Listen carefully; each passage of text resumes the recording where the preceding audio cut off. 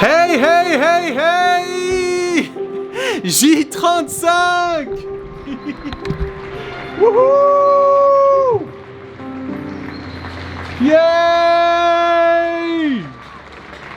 J35, la brochette n'est pas au rendez-vous. Honte à eux, honte. Wouhou! Et on a des petits enfants aujourd'hui en prime, juste en face. La casserole est là. Yes! Wouhou! J35, 35 comme 35 ans, l'âge que j'avais l'année dernière, lorsque j'ai connu ma femme, lorsque je me suis marié en fait. Ouais. J35, yes! Wouhou! Allez les voisins! Yes! Wouhou! Ouais, petite journée aujourd'hui pour les voisins. C'est une manière aussi de s'exprimer. Pas mal, pas mal. À demain les voisins, merci!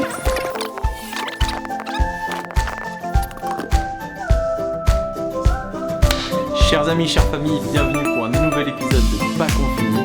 Ces derniers jours, je vous ai parlé de choses un petit peu pas super réjouissantes, mais il fallait que ça sorte, c'était important. C'est tout plein d'informations qui sont trop importantes, trop disturbantes, dérangeantes pour ne pas en parler. Donc mon but n'est évidemment pas de faire peur à qui que ce soit, mais voilà, je me suis fixé ce rôle quotidien à 20h de nous aider à être un petit peu moins déconfinés, parce qu'on est confinés, mais aucune raison d'être déconfinés. Et donc aujourd'hui, je vais vous parler d'un sujet qui rassemble l'unité. Parce que finalement, tout ce qu'on fait dans la vie, ça vise peut-être à nous permettre d'être heureux, n'est-ce pas? Et de nous sentir un peu plus un avec tout. Quand on mange, c'est parce qu'on prend quelque chose qui nous est étranger, qui devient nous. Quand on se marie, c'est parce qu'on veut faire un avec une personne. Quand on fait du yoga, c'est parce qu'on veut justement atteindre l'union, ce qu'on appelle yoga, l'union, l'unité. Et donc aujourd'hui, en cette période de confinement qui est plutôt anxiogène pour certains, qui est plutôt très très dur émotionnellement et physiquement pour d'autres qui sont directement contaminés, il est de notre pleine responsabilité de viser à l'unité plutôt qu'à diviser. Ce qui divise, c'est diabolique. Ce qui rassemble, c'est symbolique. Quand on regarde l'étymologie de ces deux mots, diabole, ça veut dire division. Symbole, ça veut dire rassemblement. Avec, sim, avec. Et donc, aujourd'hui, ce dont on a besoin, c'est de symboles forts autour desquels on peut se rassembler, se réunir. Ce n'est absolument pas l'heure de la discorde, mais la vérité est essentielle. Donc moi, je me suis tout simplement fixé la responsabilité pour moi-même, personnellement, de m'assurer que tout ce qui pénètre mon esprit est la vérité. Je n'autorise pas quelque chose qui n'est pas vrai à pénétrer mon esprit, parce que sinon, ça fait de moi quelqu'un de faux.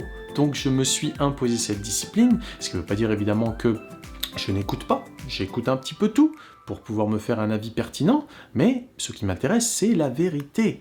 Donc tous ces sons de cloche là qui nous disent il n'y a pas eu ci, il n'y a pas eu ça, vous pouvez vous référer aux dernières vidéos, je ne crois rien en fait. Ça ne m'intéresse pas de croire qui que ce soit. Ce qui m'intéresse, c'est la vérité. Donc c'est pas un camp, c'est vraiment se dire où c'est qu'on va. D'où on vient, pourquoi tout ça, et où on va. Surtout. Parce que si on ne connaît pas l'histoire, si on ne sait pas ce qui s'est passé, comment est-ce qu'on peut se préparer pour l'avenir? Donc il est essentiel à cette heure-ci de ne pas diviser. Et ce n'est absolument pas ce que je cherche à faire. Hier, j'ai une amie qui m'a contacté en me disant, c'est vrai, hier j'étais un peu remonté, hein, vraiment. Je ne l'ai pas encore publié, je viens de publier celui d'avant-hier plutôt, le J33. Je viens de le publier, j'ai tellement pas suffisamment de temps pour aller chercher, monter, etc., éditer, donc je fais de mon mieux, mais hier j'étais un peu remonté parce que vraiment, j'ai l'impression un peu qu'on nous prend pour des cons. Ceci dit, tout est possible, il n'y a rien de figé dans le marbre, donc il faut garder l'esprit ouvert, mais rechercher la vérité. Donc, lorsque je me pointe devant vous, c'est pas dans le but de diviser. Mon ami qui me disait « ne rentre pas dans les théories du complot, etc. » Ce n'est pas mon but, ce n'est même pas mon intérêt personnel. Qu'est-ce qu'on dira dans 5 ans? On dira « Issam Obala, théoricien du complot ?» Ça m'intéresse pas. C'est pas ça qui m'intéresse. Ce qui m'intéresse, c'est la vérité. Et lorsqu'il y a des gens qui sont éminemment qualifiés et qui disent un truc, on les écoute, on les discrédite pas. Qui a intérêt à discréditer? C'est ceux qui veulent diviser, en disant ça c'est faux. Pourquoi? Parce que moi j'ai intérêt à ce que ça ce soit vrai. Moi j'ai pas intérêt à ce que quoi que ce soit ne soit vrai. Moi j'espère que je me trompe en fait, et que tout ça c'est des conneries. Que en fait le virus c'est un truc qui est sorti comme ça de la nature et puis qui va retourner tout aussi facilement qu'il est arrivé.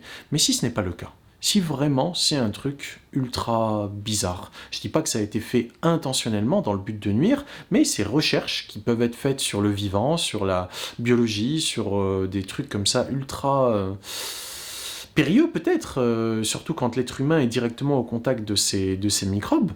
C'est pour ça d'ailleurs qu'ils font des labos P4, c'est le truc de plus haute sécurité du monde. C'est là où notamment ils travaillent sur les virus Ebola. C'est parce que c'est périlleux. Donc, si une erreur se produit, bah, ça peut arriver. Mais le tout, c'est de reconnaître l'erreur, d'aller vers la vérité, de ne pas chercher à se dédouaner ou à se défendre, à défendre des intérêts. C'est ça, moi, qui me dérange. Complot, tout ça, ça ne m'intéresse pas. Ce que je veux, c'est la vérité. Donc, aujourd'hui, on est dans une situation où on ne voit pas ce virus, on ne voit que ses conséquences. Et il y a des gens qui, peut-être, commencent à se dire que ça suffit, le confinement, j'en ai marre, j'entends ça aussi.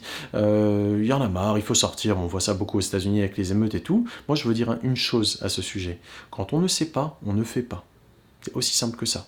Parce que les gens qui vont se mettre à se déconfiner de leur propre chef, d'ailleurs même quand le déconfinement sera officiel, il faut comprendre que ce n'est pas parce que le virus a été battu, a été vaincu, absolument pas. C'est parce qu'il y a des impératifs économiques, il y a une compulsion économique qui fait qu'il faut qu'on relance l'économie, parce que sinon ça va se casser la figure, entre guillemets. En tout cas, les intérêts importants ont intérêt à ce que ça reparte rapidement, que les gens remettent leurs enfants à la crèche pour pouvoir retourner au charbon. Donc, même lorsqu'on sera déconfiné, il faut absolument maintenir une certaine lucidité par rapport à ce virus qui est un monstre qu'on ne connaît pas, qu'on ne comprend pas. Personne aujourd'hui dans le monde ne peut avoir la prétention de dire le corona Covid-19 c'est ça. Donc quand on ne sait pas, on ne fait pas. On prend des précautions. Donc lorsque les gens disent ouais on va se déconfiner etc, c'est sincèrement un peu de l'irresponsabilité. On peut se dire ouais moi je m'en fous, je vais mourir, je m'en fous même si je vais aller boire des bières, je vais aller m'amuser, même si je dois mourir, je m'en fous.